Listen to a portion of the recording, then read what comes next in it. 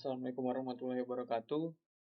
Nama saya Prayudawira Arya Putra, NIM 1914011133 dari lab RPL 2. Saya akan menjelaskan tentang RUP, yaitu Rational Unified Process, yang mana metode ini terdapat dalam RPL modul 2. Yang pertama ada definisinya, yaitu Rational Unified Process atau RUP merupakan suatu metode rekayasa perangkat lunak yang dikembangkan dengan mengumpulkan berbagai best practices yang terdapat dalam industri pengembangan perangkat lunak. Ciri utama metode ini adalah menggunakan use case driven dan pendekatan iteratif untuk siklus pengembangan perangkat lunak. RUP menggunakan konsep object oriented dengan aktivitas yang berfokus pada pengembangan model dengan menggunakan Unified Model Language atau disebut juga UML.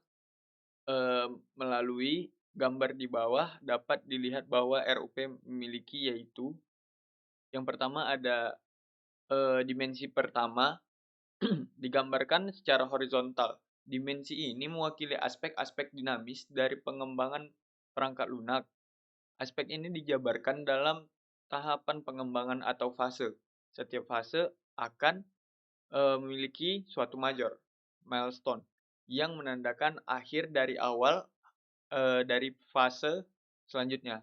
Setiap fase dapat terdiri dari beberapa iterasi. Dimensi ini terdiri atas inception, elaboration, construction, and transition. Yang kedua, selanjutnya ada dimensi kedua, digambarkan secara vertikal. Dimensi ini mewakili aspek-aspek statis dari proses pengembangan perangkat lunak yang dikelompokkan ke dalam beberapa disiplin.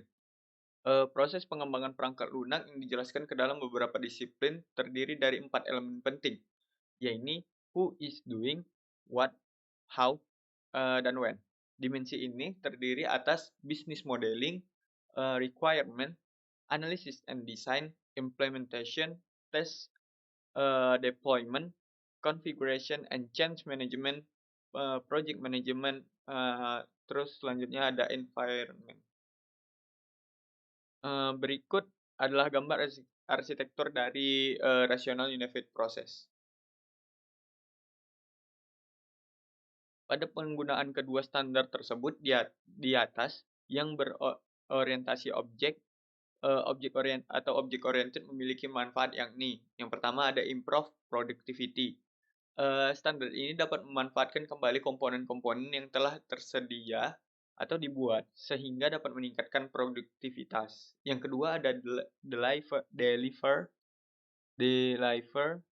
high quality system. Kualitas sistem informasi dapat ditingkatkan sebagai sistem yang dibuat pada komponen-komponen yang telah teruji atau well tested dan well proven, sehingga dapat mempercepat delivery sistem informasi yang dibuat dengan kualitas yang tinggi. Yang ketiga ada lower maintenance cost. Standar ini dapat membantu untuk meyakinkan dampak perubahan yang terlokalisasi dan masalah dapat dengan mudah terdeteksi sehingga hasilnya biaya pemeliharaan dapat dioptimalkan atau lebih rendah dengan pengembangan informasi tanpa standar yang jelas. Yang keempat adalah facilitate RAUS. Standar ini memiliki kemampuan yang mengembangkan komponen-komponen yang dapat digunakan kembali untuk pengembangan aplikasi yang lainnya. Yang kelima adalah manage complexity. Standar ini mudah untuk mengatur dan memonitor semua proses dari semua tahapan yang ada, sehingga suatu pengembangan informasi yang amat kompleks dapat dilakukan dengan aman dan sesuai dengan harapan semua manajer proyek IT atau IS, yakni deliver good quality software within cost and schedule, time and user accept. Selanjutnya ada fase RUP. Yang pertama ada inception atau insepsi, yang kedua ada elaboration atau elaborasi, yang ketiga ada construction atau konstruksi, yang keempat ada transition atau transisi. Yang pertama ada inception. Itu ada menentukan ruang lingkup proyek, Yang kedua ada membuat business case. Yang ketiga adalah menjawab pertanyaan apakah apakah yang dikerjakan dapat menciptakan good business sense sehingga proyek dapat dilanjutkan. Yang kedua ada elaboration, yaitu menganalisa berbagai persyaratan dan risiko. Yang kedua menetapkan baseline. Yang ketiga merencanakan fase berikutnya, yaitu construction. Yang ketiga ada construction, melakukan sederetan iterasi. Pada setiap iterasi akan melibatkan proses berikut, yaitu analisa desain, implement dan testing. Yang keempat ada transition, yaitu membuat apa yang sudah dimodelkan menjadi suatu produk jadi. Selanjutnya ada dalam fase ini dilakukan beta dan performance testing. Eee, Selanjutnya ada membuat dokumentasi tambahan seperti training, user guides, dan sales kit. Yang terakhir adalah membuat rencana peluncuran produk ke komunitas pengguna. Adapun peran use case pada setiap fase, yang pertama ada inception, menolong pengembangan skop proyek. Yang kedua menolong menetapkan penjadwalan dan anggaran. Yang kedua, elaboration, menolong dalam melakukan analisa resiko, menolong mempersiapkan fase berikutnya, yaitu konstruksi. Selanjutnya ada construction, melakukan sederetan iterasi. Pada setiap iterasi akan melibatkan proses berikut, yaitu analisa desain, implementation, dan testing. Yang terakhir ada transition, yang mana membuat apa yang sudah dimodelkan menjadi suatu proyek jadi. Selanjutnya dalam fase ini dilakukan beta dan performance testing. Selanjutnya ada membuat dokumentasi, tambahan seperti training, user guides, dan sales kit. Yang terakhir adalah membuat rencana peluncuran produk ke komunitas pengguna. Hampir mirip ya.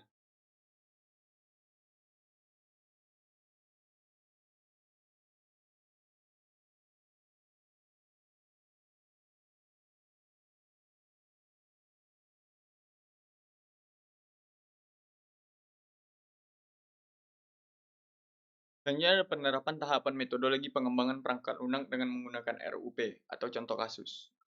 Metodologi Rational Unified Process atau RUP. Metode RUP merupakan metode pengembangan kegiatan yang berorientasi pada proses. Dalam metode ini terdapat 4 tahap pengembangan perangkat lunak, yaitu inception, elaboration, construction, dan juga transition. Pada tahap ini pengembangan mendefinisikan batas kegiatan, melakukan analisis kebutuhan user, dan melakukan perancangan awal perangkat lunak atau perancangan arsitektural dan use case. Pada akhir fase ini, prototipe perangkat lunak versi alpha harus sudah dirilis. Selanjutnya ada elaboration. Pada tahap ini dilakukan perancangan perangkat lunak mulai dari menspesifikasi fitur perangkat lunak hingga perilisan prototipe versi beta dari perangkat lunak. Selanjutnya ada construction. Pengimplementasian rancangan perangkat lunak yang telah dibuat dilakukan pada tahap ini. Pada akhir tahap ini, perangkat lunak versi akhir yang sudah disetujui administrator dirilis beserta dokumentasi perangkat lunak. Yang terakhir ada transition atau transisi, yang mana instalasi, deployment, dan sosialisasi perangkat lunak dilakukan pada tahap ini. Sekian dari metode RUP. Lebih dan kurangnya saya mohon maaf. Assalamualaikum warahmatullahi wabarakatuh.